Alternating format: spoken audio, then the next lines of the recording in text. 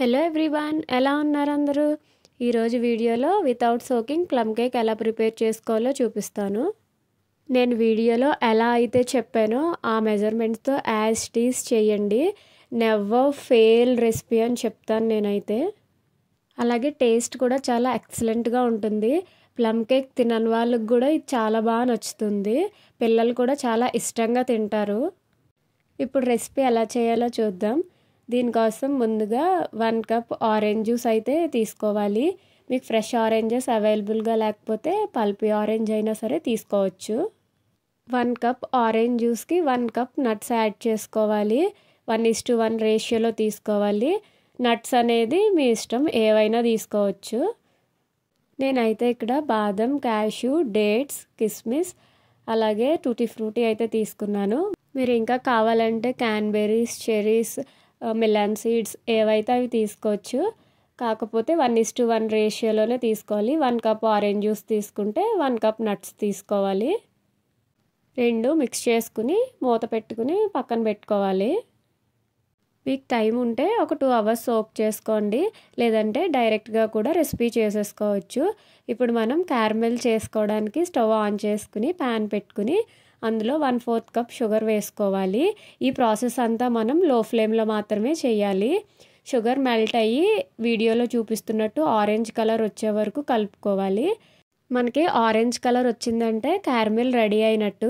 ఇప్పుడు మనం already orange జ్యూస్లో వేసుకుని నట్స్ పెట్టుకున్నాం కదా, ఆ మిక్స్చర్ అంతా మనం వేసుకుని బాగా మిక్స్ చేసుకోవాలి. ఆ మిక్స్చర్ వేయగానే మనకి క్యారమెల్ గట్టిగా అయినట్టు అయిపోతుంది. మీరేం కంగారు పడకండి. అది మళ్ళీ బాయిల్ అవుతున్నప్పుడు హీట్కి మెల్ట్ అయ్యి లిక్విడ్ కన్సిస్టెన్సీలోకి వచ్చేస్తుంది. ఇప్పుడు ఈ మిక్స్చర్ అంతా ఎంతసేపు బాయిల్ చేయాలో చెప్తాను. ఈ మిక్స్చర్లోని వాటర్ కంటెంట్ అంతా పోయి దగ్గరగా అయ్యే వరకు మనం అయితే బాయిల్ చేసుకోవాలి. ఈ ప్రాసెస్ అంతా లో ఫ్లేమ్లోనే చేయాలి. ఆ వాటర్ పోవడం కోసం హై ఫ్లేమ్ అది పెట్టేస్తే మిక్స్చర్ మాడిపోతుంది. మాడిపోతే కేక్ టేస్ట్ అయితే మారిపోతుంది. అదే మనం నట్స్ సోక్ చేసుకుంటే కొంచెం వాటర్ కంటెంట్ తగ్గి బాయిలింగ్ టైం తగ్గుతుంది. మీకు వీడియోలో చూపిస్తున్నాను చూడండి, అలా దగ్గరగా వచ్చే వరకు లో ఫ్లేమ్లో పెట్టుకుని బాయిల్ చేసుకోవాలి. ఇప్పుడు మనం ఈ కేక్లోకి ఒక మసాలా అయితే కావాలి, దాన్ని ప్రిపేర్ చేసుకుందాం. దీనికోసం 4 లవంగాలు, 2 ఇలాచి, 1/2 ఇంచ్ డ్రై జింజర్, 1/2 ఇంచ్ చెక్క, 2 స్పూన్లు పంచదార వేసుకుని మెత్తగా పొడిలా చేసుకోవాలి. గ్రైండ్ చేసుకున్న మసాలా పొడిని పక్కన పెట్టుకుని ఇప్పుడు డ్రై ఇంగ్రీడియంట్స్ జల్లించుకుందాం. ఇప్పుడు జల్లెడ పెట్టుకుని 1 కప్పు మైదా, 2 tablespoons cocoa powder, 1 pinch salt, 1 teaspoon baking powder, అలాగే మనం గ్రైండ్ చేసుకున్న మసాలా పౌడర్ని వేసుకుని జల్లించుకున్న డ్రై ఇంగ్రీడియంట్స్ అన్నీ ఒకసారి బాగా మిక్స్ అయ్యేలా కలుపుకుని పక్కన పెట్టుకోవాలి. మిక్స్ చేసుకోకపోతే మనకి కోకో పౌడర్ సపరేట్గా, మైదా సపరేట్గా ఉండిపోతుంది. సో మిక్స్ చేసుకుని పక్కన పెట్టుకోవాలి. ఇప్పుడు వెట్ ఇంగ్రీడియంట్స్ తీసుకుందాం. ఇంకొక బౌల్ తీసుకుని అందులోకి 3 ఎగ్స్ వేసుకోవాలి. 3 ఎగ్స్ని బీటర్తో ఫోమీగా వచ్చేలాగా బీట్ చేసుకోవాలి. వీడియోలో చూస్తున్నారు కదా, అలా ఫోమీగా రావాలి. అప్పుడే మనకి కేక్ అనేది ప్లఫీగా పొంగుతుంది. ఇప్పుడు 1/2 కప్ షుగర్ పౌడర్ని తీసుకుని కొంచెం కొంచెం వేసుకుంటూ ఇంకో 1 మినిట్ బీట్ చేసుకోవాలి. మీరు షుగర్ని అయితే యాడ్ చేసుకోవద్దు. షుగర్ని మిక్సీ పట్టుకుని ఆ పౌడర్ని యాడ్ చేసుకోండి. మనం డైరెక్ట్గా షుగర్ వేసేసుకుంటే షుగర్ మెల్ట్ అయ్యే వరకు బీట్ చేయాలి.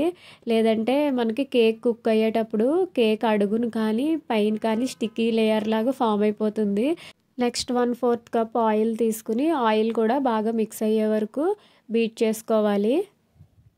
మనం వెట్ ఇంగ్రీడియంట్స్ అన్నీ ఎంత బాగా బీట్ చేసుకుంటే మనకి కేక్ అనేది అంత ప్లఫీగా స్పాంజీగా వస్తుంది.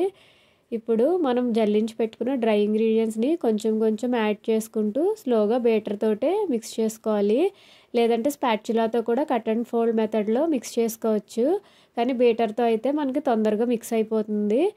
అలా అని ఓవర్గా మిక్స్ చేయకూడదు.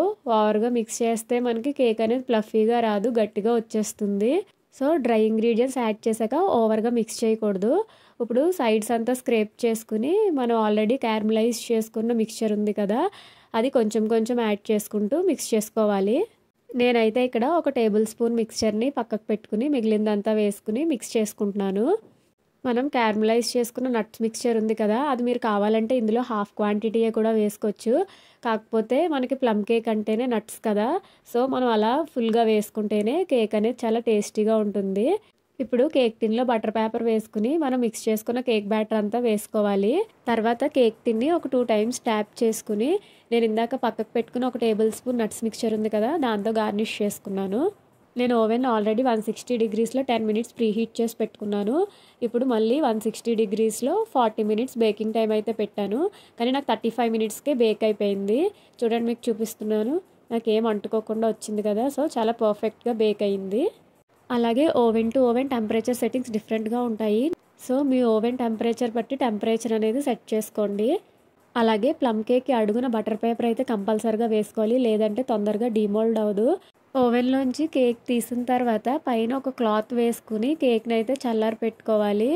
లేదంటే కేక్ పైనున్న లేయర్ అంతా హార్డ్‌గా అయిపోతుంది. కేక్ మొత్తం చల్లారిన తర్వాతే డీమోల్డ్ చేయాలి. లేదంటే కేక్ విరిగిపోతుంది. కేక్ డీమోల్డ్ చేసుకున్న తర్వాత ఎయిర్ టైట్ కంటైనర్‌లో స్టోర్ చేసుకుంటే మనకి 1 వీక్ టు 10 డేస్ అయితే స్టోర్ ఉంటుంది.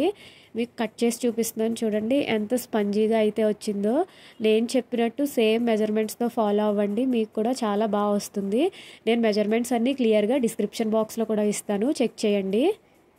మీకు ఈ వీడియో నచ్చితే ప్లీజ్ వీడియోని లైక్ చేయండి, షేర్ చేయండి. అలాగే మన ఛానల్ ఎవరైనా ఫస్ట్ టైం చూస్తున్నట్లయితే సబ్స్క్రైబ్ చేసుకోండి. అలాగే నాకేమైనా సజెషన్స్ ఇవ్వాలనుకుంటే కింద కామెంట్ చేయండి. Thanks for watching. Bye bye.